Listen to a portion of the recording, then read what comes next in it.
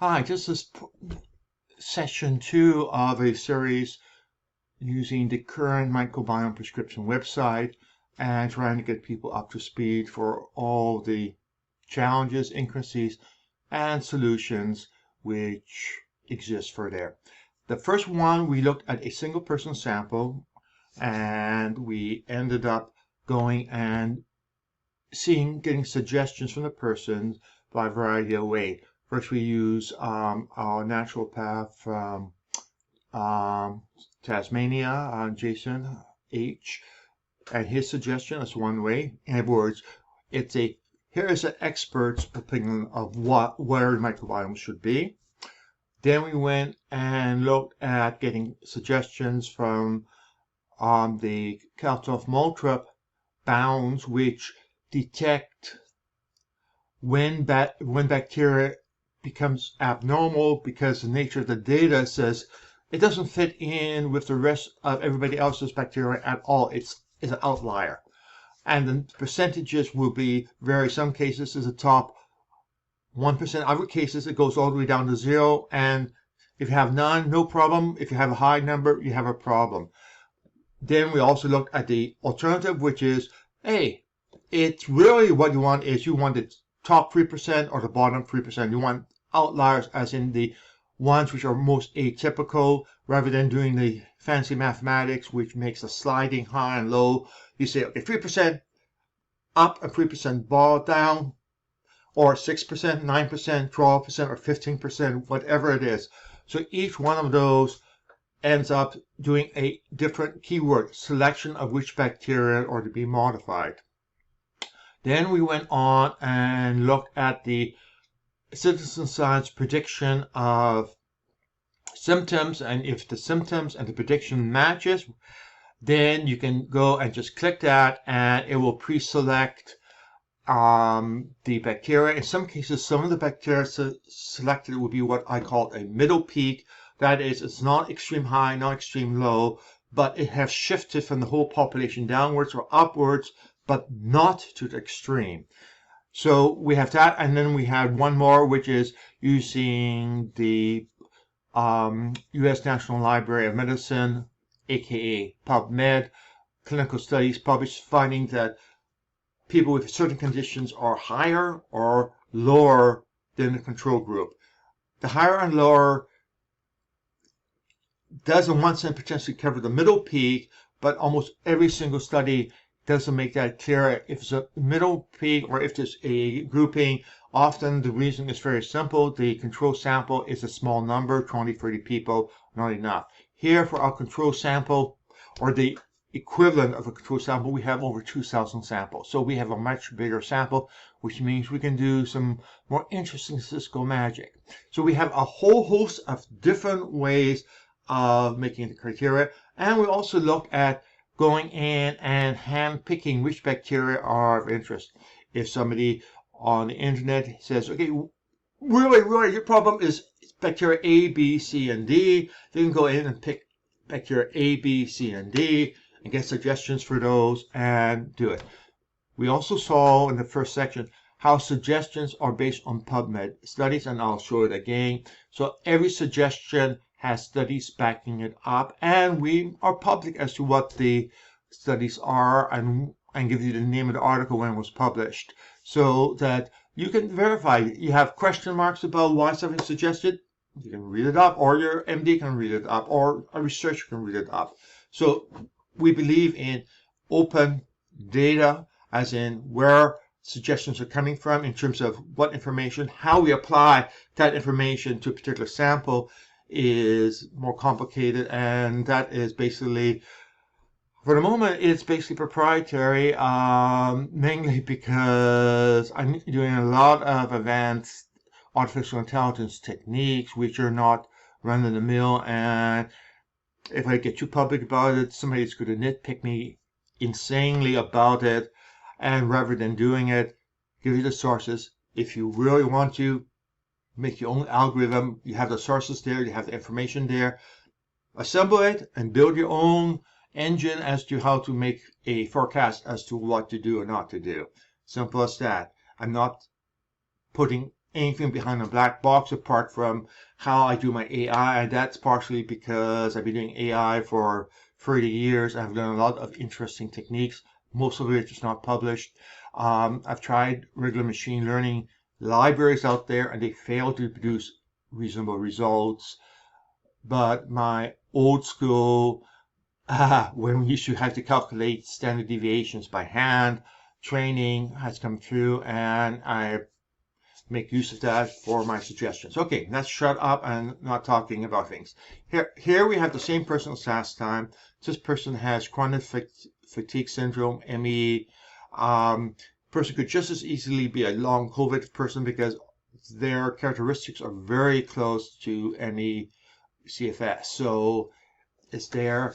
And as you know, ME/CFS, or some of you may know, ME/CFS overlaps with a bunch of other conditions like IBS, fibromyalgia, etc., etc., etc. And it's basically ME/CFS, a diagnosis when it doesn't fit into any of the other nice little medically defined boxes. So it's a hodgepodge thing. Now, when you log in, you'll find there were actually could be two cases. One is a 16S sample which you have uploaded from an external lab, and it can be any one of many, or you may see an other lab result. Let's go in and just click that for a moment so you understand where that's coming from. This comes from when we apply citizen science to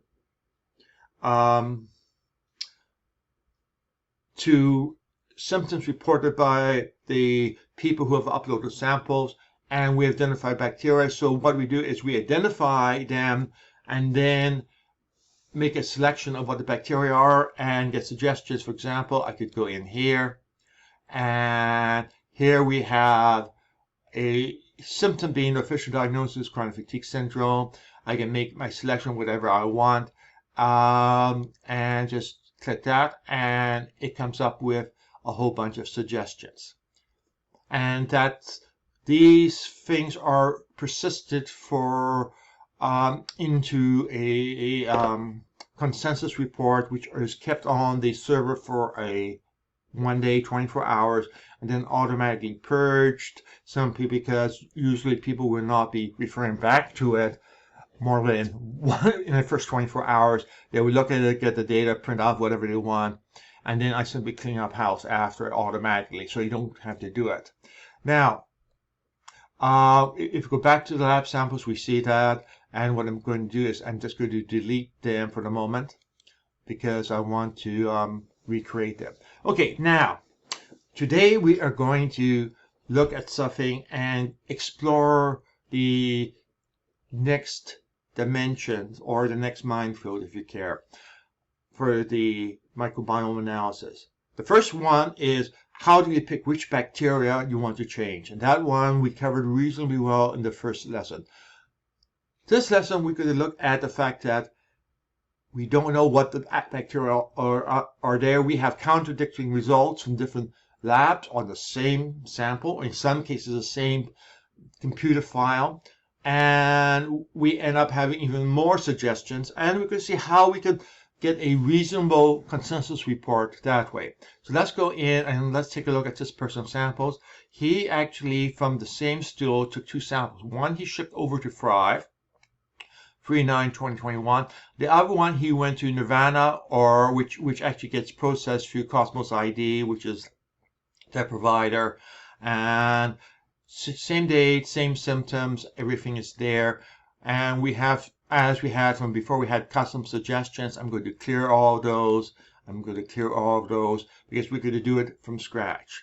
And what we're going to do is we're going to just walk through the usual way, which I would tend to do things in order to get things. So we have no consensus reports there. We have done clearing of them. So the first thing I'm going to do is I'm going to go in here. I'm going to go to Jason Horlicks. Suggestions, goes over, gives us suggestions. That's nice. I'm not going to bother reading through them because I'm going to consolidate things automatically behind the scenes so you don't have to do consolidation. And then we go back to the same one again. And I'm going to do the Kalthoff-Moultrie one, which identifies outliers by the nature of the data, not some magical 3% high or low numbers. And we get a bunch of suggestions there. Now I'm going back for my third one. And the third one happens to be already built there. And I'll show you how you can do that if you have conditions other than MECFS. But for the moment, we'll just do that. It automatically does it for you. If you have a different condition, what you would do is you would go into there and you go into advanced suggestions, and then you would restrict the bacteria set you want to look at to ones which are connected with the conditions which you're interested in. And there we have chronic fatigue syndrome. Make any other selection. Kalthoff-Moultrie is pre-selected, which is how the canned query is done. But you could go and change it to any of the other options, and you can monkey around with all the choices to your heart's content. So I'll do this just actual method for the other sample, just to walk you through it so you can see how it's done. So we have done that, and now we go up to our next one, which is we're going by symptom bacteria summary. And what we are going to do is actually wrong spot. Okay, I'm going to go down here because I have probable symptoms from bacteria there. I did a post recently, probable symptoms of bacteria and probable symptoms from cake modules are the ones that produce the most accurate predictions. And I'm going to just do one of them because it is an easy, simple walkthrough and easy to understand. So here we have everything. I'm going to click here to see everything that gets reported. And there we have things. So we have a whole variety of things there. And chronic fatigue actually didn't show up. We do have something like mast cell dysfunction. So we could go and say, okay, let's go and do mast cell dysfunction. And now we have there's 89 bacteria which be identified by citizen science. And he had a good match for 69 of them. Number 14 here, which takes that up to 73. 83. And number 6 takes us all the way to 89. So in other words, every bacteria seems to be matching, having a mast cell dysfunction.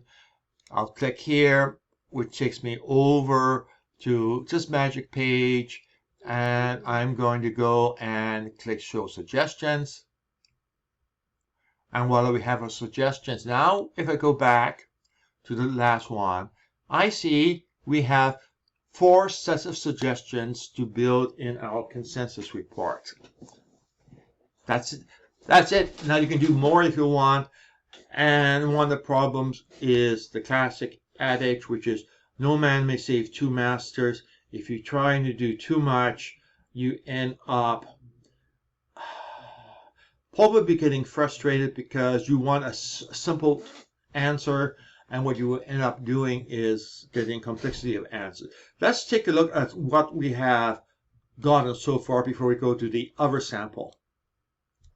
And there we have a variety of things. Some of different types of cinnamon is high, but remember, this is sorted by name. What we really want to do is do it by take and perhaps even here. So what we find is that broccoli and cabbage has the greatest apparent benefit, and that comes from 3 different sets of suggestions, has it as one of the factor, and that's the net effect. We have pomegranate coming here from 2, which is strong.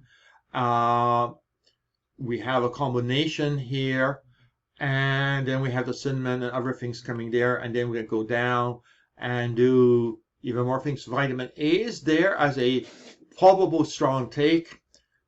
So that, and then of course we have all the avoids and other stuff at the bottom. Okay, now I'm going over to the other sample, and before we get and do the other example, I need to take you through some of the realities. First of all, the machine that does the sample produces a data file. It does not name bacteria, it just produces the data file. What does the data file look like? The data file is called a FASTQ file, and here's what it looks like. Now,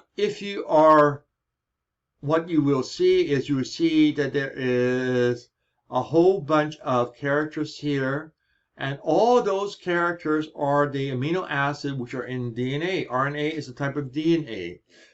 So what we have here is we have identifier here, and then we have what we actually find in it in terms of the 4 amino acids in DNA. And what this lab does is puts it into a software program.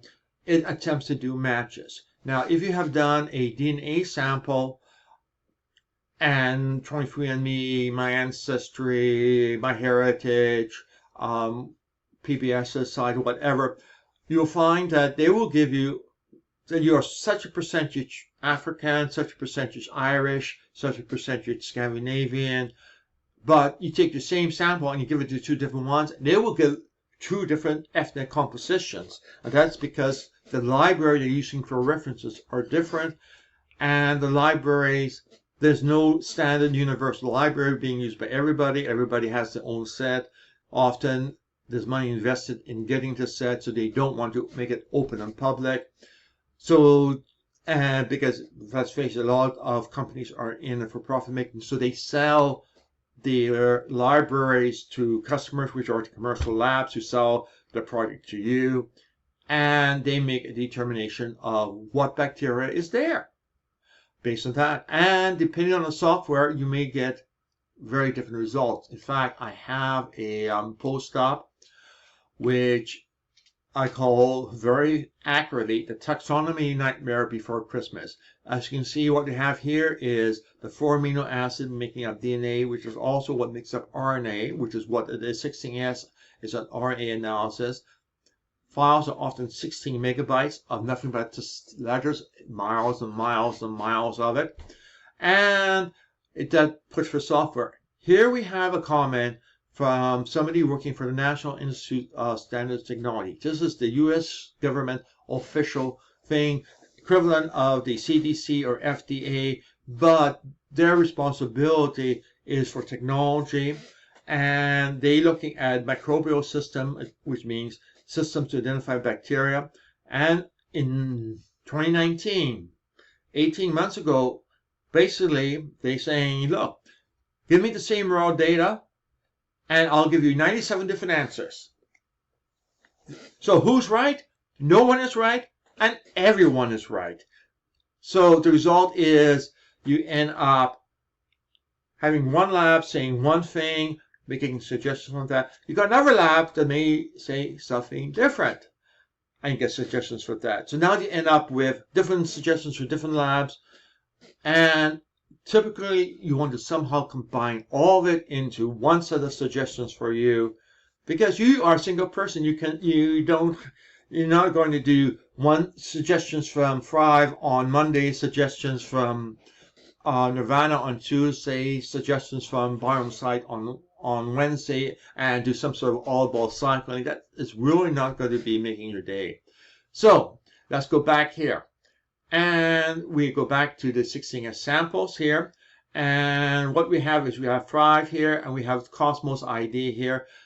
If I wanted to, or if this person wanted to, they could download their FASTQ files from Thrive and upload it to Biome Site and get a third reading. So you get 3 readings for the same sample, 2 from the same data file, and 1 is from the same physical stool sample, which may produce a slightly different data file.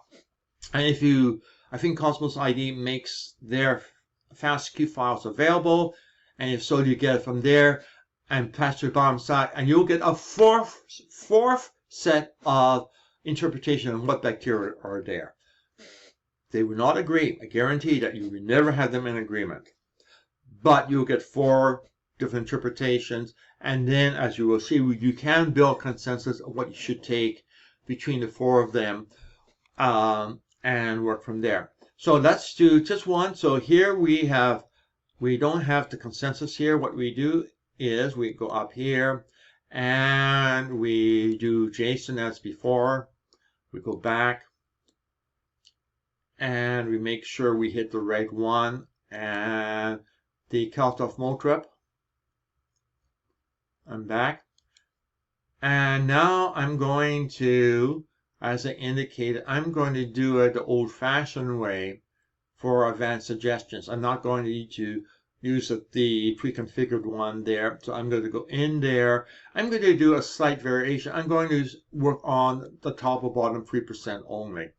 And I'm going to go down here and pick chronic fatigue symptom.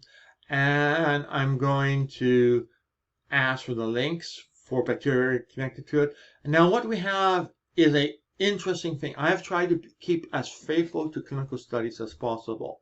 So the result is if something impacts, let's say, lactobacillus, and that's all the study says, then I will go and put an entry in the database so that if you want to deem the same item to impact Lactobacillus reuteri or Lactobacillus adophilus, then it will come in. Otherwise, it will keep strictly to a literal interpretation or matching, which one way is keeping things absolutely honest and strict and minimum interpretation. But sometimes you like to do it, so you can go and actually do that. This third one is a more sophisticated one. I may come back to it later on a different one, but we're going to skip that. I'm going to say I want to see the links, and I'm going to see the probiotics. So now I'm going to just go through. I have everything there, and show suggestions, a new window. And there we have all the stuff sitting there. And of course, we have the commercial probiotics listing there. And again, some of them I have indicated the country they are from, because if you are in Australia and you're trying to get a Spanish probiotic, you could be frustrated with your local health food store because you won't get it. Okay, so let's go back and go to the fourth one. We've done 3 of them. We've done JSON, the Kaltov, and using the PubMed data. And now we're going to go over to our citizen science, which means we go back here and we go to Cosmos ID and we look at their symptoms and probable symptoms for bacteria.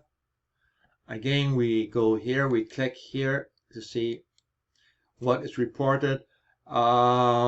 We find the dominant ones are different than before and starting it. So we go through and we're going to pick the ones with the highest value, which seems to be heavy feeling in arms and legs, which is a characteristic of chronic fatigue syndrome. Again, everything is the best match. And I restricted it to neutrality so that you don't get saturated with too much information. Click that. We now see that there's only 7 involved, 5 of which are strong, 2 are 5 strong, 2 are very strong. So we have a pretty good match up here in terms of that. Again, here we have the bacteria. Here you can unselect them or select them. The interesting thing with this one is that all of these are middle peaks except for one. In other words, these are things that would generally be poorly reported in a clinical study. Again, we can go here and we can go and show suggestions. So there we are. Now let's hop back for a second and take a look at our samples. I think I did everything right. Sometimes doing these talks, yeah, I got 4 and 4. So we had consensus report for here and consensus report for here. Okay, you could think of the old-fashioned way. Well, we print both of them off, download them into Excel, and start matching them up. But wait, just like with the TV advertisement, wait, there's more. And what we're going to do is go up here and multiple samples comparisons. So we see all the samples here, and I'm going to go and uncheck the old Ubiome ones, some of which are actually 6 years old. This person has been active doing microbiome for 6 years. And we take the 2 here, and the first thing on the top is consensus across samples. We have a bunch of suggestions from here, we have a bunch of suggestions here. In fact, we have 4 from each.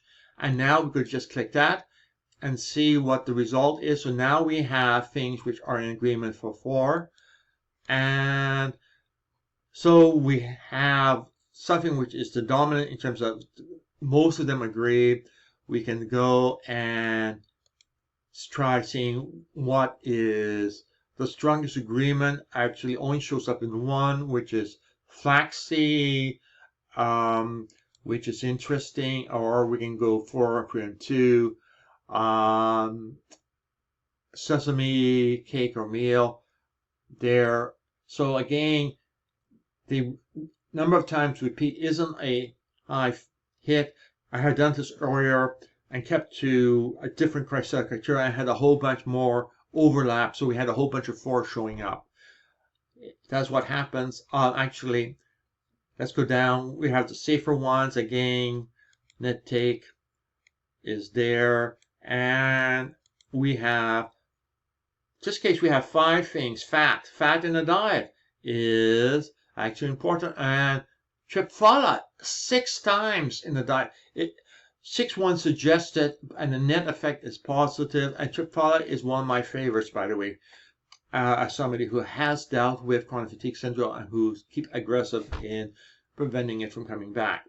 So now what we have up here is the sensitivity. The numbers here are limited to things which are free on bulk. If I say, okay, I'm going to set the threshold to be 8, updated, and everything which doesn't have 8 or less disappears. So we just see some of the bad stuff here, like black beans or Lactobacillus plantarum is to be avoided.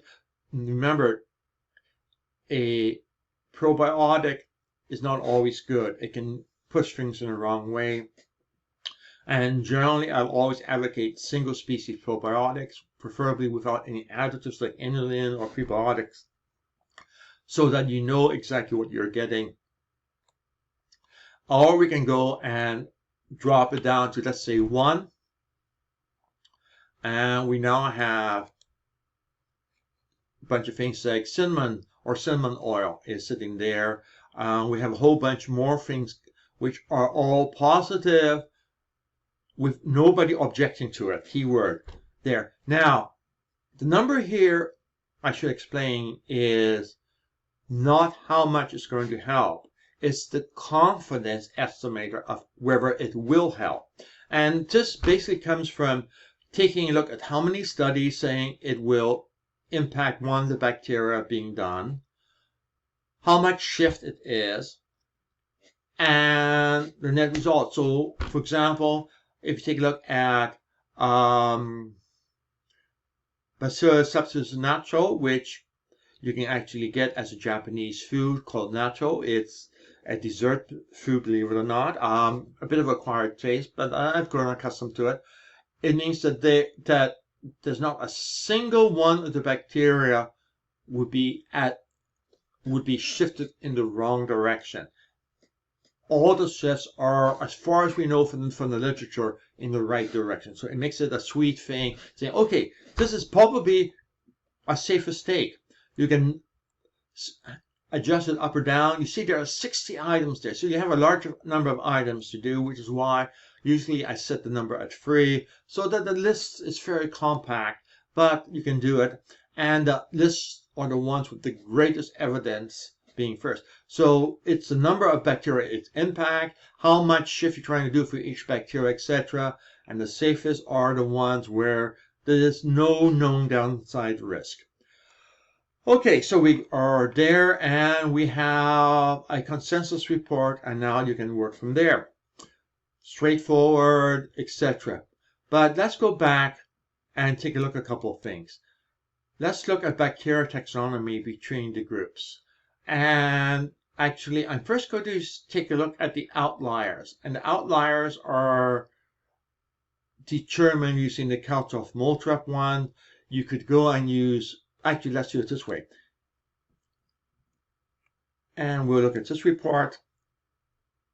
And here we have the 2 samples here. And you can see how much is there.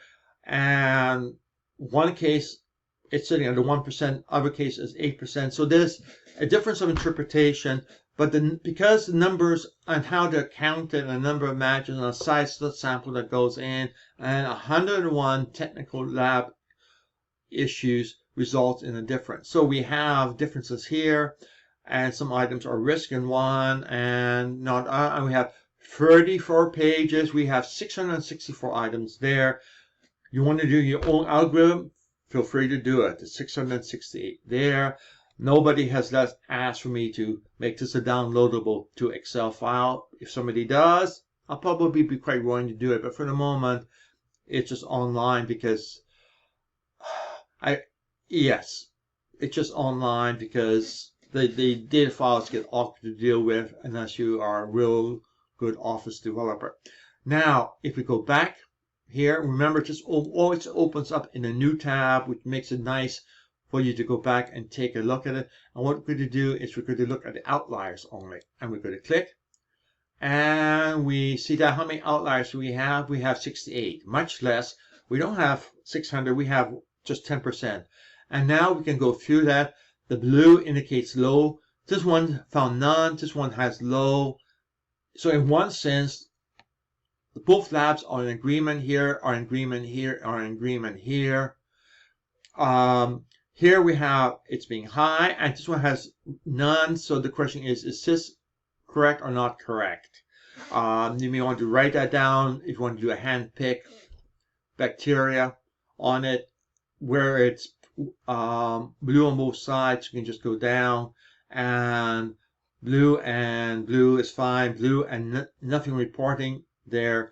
But when we have something being high on one and missing from the other, don't ask me the explanation. You have to ask the labs why. This one, which is almost 16% in the one sample, isn't reported in the other. It could be they do not test for it. That is one unfortunate reality. If you want to know if they test for it or not, just go here and we'll open it up in a new tab. And what we have is we have what we have, and we have your percentages here. Remember, labs which don't report, you do not get any number on. And so you see 1 year 90th percentile there. But if you go down here, you see how often Fried report. It reports almost 99% of the time. Cosmo ID reports 100% of the time. So we are now left with a dilemma. Was there a follow-up in the reading or something else? I don't know. That's something the lab should be the expert doing it. This one first is from Cosmos ID. I'll be tempted to take that and get the FASTQ file, go over to Biome site or 5, upload it, and see what the numbers come up with.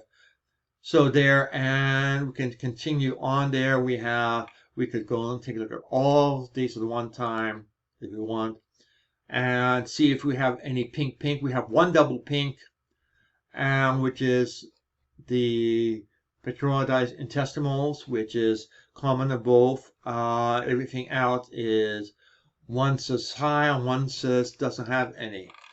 Again,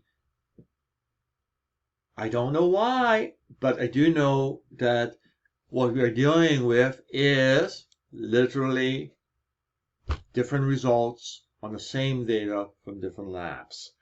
But I do not get wrapped up in trying to resolve it. Rather, I worked from the fact that we can get consensus from them. By using consensus report on suggestions, whatever the interpretation is, the consensus report attempts to coerce everything into the safest suggestions that are likely to cause improvement. of many thousands of items that could possibly be. Let's take a look at a couple of other things. The end products is interesting. Let's do end products. And as I mentioned before, end products are done by ad hoc salvaging of information from articles, and it generally is not the absolute best data. And again, here we have low, low, low. In fact, if you take a look at everything, everything is no report or we have low. So everything here are items which the two reports are in agreement. You're low on all of these stuff, and both reports agree. Some cases low as in none of the bacteria that produces it was found or reported on. So we have consensus. What is particularly interesting is that we have something reported by one and not the other all the way down, and with only one thing, hydrogen sulfide, being what in common. As a FYI, hydrogen peroxide typically is low in chronic fatigue syndrome. It is what bacteria produces to discourage other bacteria. So this basically means that your gut bacteria isn't controlling the bad bacteria. And DAO producing is low and low.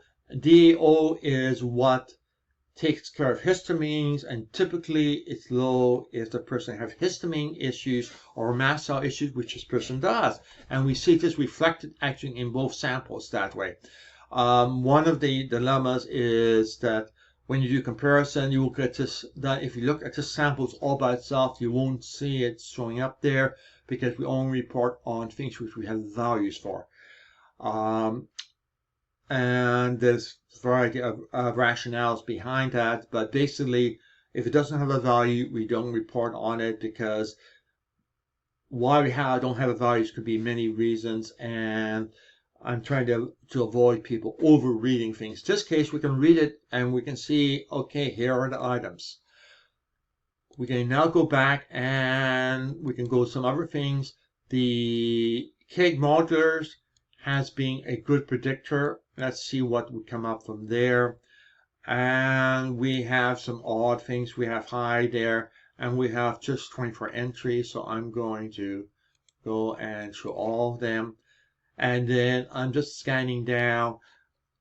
All these names, as I said, are absolutely not in common internet health speak. These are technical processes. If you want to go down here, let's see if we can find something which is we have nothing which is agreed upon high risk. We have lots of things which are agreed upon low risk. Let's see if something rings a bell anyway.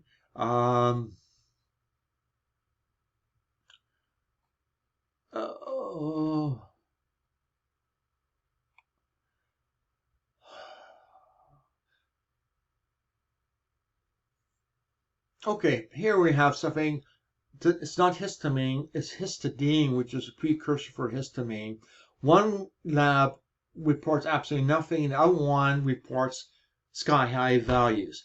So if I want to find more information, I'll just click on it, and it will take me over, I hate to say it, over to the Kyoto Encyclopedia of,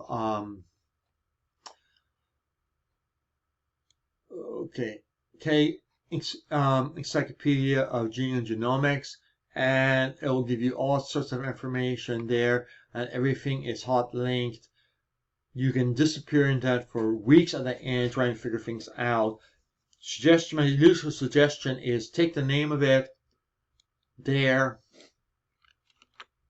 and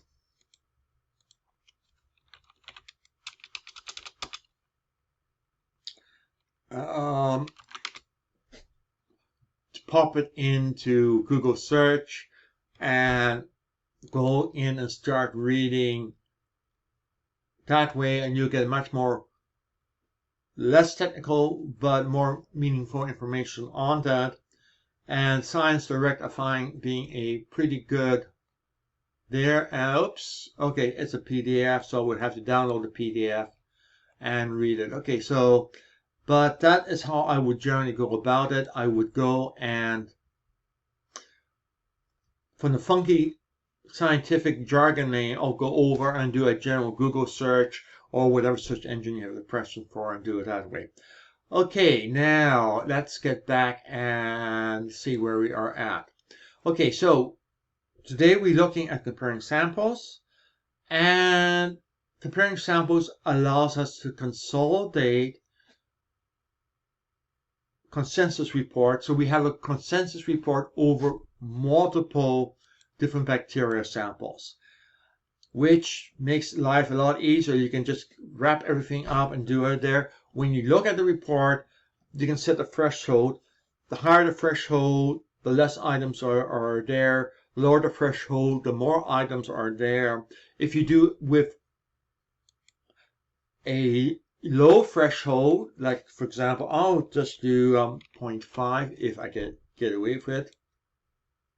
And what I would do then is I would, on the safest stake, do a click here and find out what the safest stakes are, in which case we have 5 different ones of our suggestions, all suggesting cinnamon oil and spice, this particular probiotic, fennel, germinated barley foodstuff, glutamine, mussels, bananas, etc. And you get a pretty good sized list, pea protein, etc. So you end up doing it. That's by giving more weight to the number of times it has shown up on suggestions. The other way is to take the net impact, which is looking at the number of bacteria it's impacted, the number of studies saying they will impact that bacteria in the right way, and how much you want to shift that bacteria. So if your value is 50 and the bottom level is 400, that's you only trying to increase it by 350 bacteria. On the other side, if you're high and you have 150,000 and the boundary mark is 100,000, that means it's 50,000 bacterial units you're trying to change. So we would give that item, something to shift that, more value because it's more likely to produce the desired effect. Okay, so I'll go back here, and basically that is I think all I want to cover here. I'll just do one reminder just because it's a good reminder to do it. Through links for studies. And I just go and just do it direct. So here we have the suggestions. Triphala is one of the things I mentioned, which was common. Here we have a button which gives us the dosage. So I'm going to open the dosage here. So how much? Basically, you have anywhere from 2.5 grams to 9 grams per day. And the 9 grams comes from an actual study, which means I'll be tempted to do 9 grams a day of Triphala, which is, personally, we buy organic Triphala and make our own capsules. So that's a good number of capsules a day. Or you can use it and make a tea from it, which is pretty nasty tasting, but you could do it however you care to get it. So that gives us the dosage information. And if you click here for citations, there are 32 studies indicating that will help us. And in particular, the listing here lists which bacteria that is impacted by Triphala. It decreases this one, decreases that one, etc. So it goes through there and gives the reference. In this case, actually, most of it comes from one of these big studies which does a good deep study, which is not that surprising. Basically, it did Triphala and measure everything and did large enough samples that it got statistical significance, and voila, we have it. I loved these types of big studies. It was a study like this which I did for most prescription drugs, which had something like 5,000 drugs, and the number of shifts were literally 100 different types of bacteria being inspected for each shift. which meant I could suddenly have hundreds and thousands of data points available for trying to evaluate things. Okay, at this point, I'm at 45 minutes. I'm half the length of the last one, so I'm going to shut up because there's enough material here. The next thing I may do is actually deviate a little and take a look at what different labs report for suggestions and just go through my feelings as to the care that needs to be taken in the suggestions coming from a variety of labs, because often they are, one, working from old data, two, they do not they consider things bacteria by bacteria and do not consider side effects on other bacteria. Here we see a trip file and we see all the side effects on things like every single one of this other item. If we go back here, is on that list. So in other words, we are compensating for every single item here. If we have an effect, we list it. So now you have a comprehensive profile saying, okay, this is what you really need. It does the job and it doesn't push anything in the wrong direction. We know it doesn't push anything in the wrong direction because it shows up in the consensus report across all the samples. So in other words, no matter which set of samples you selected of the 4 ways for 2 samples or 8 approaches, it never did harm. Not even the slightest amount of harm, in which case, happy. This is a good thing to do. So, with that, I'll finally shut up and start thinking about what the next presentation will be.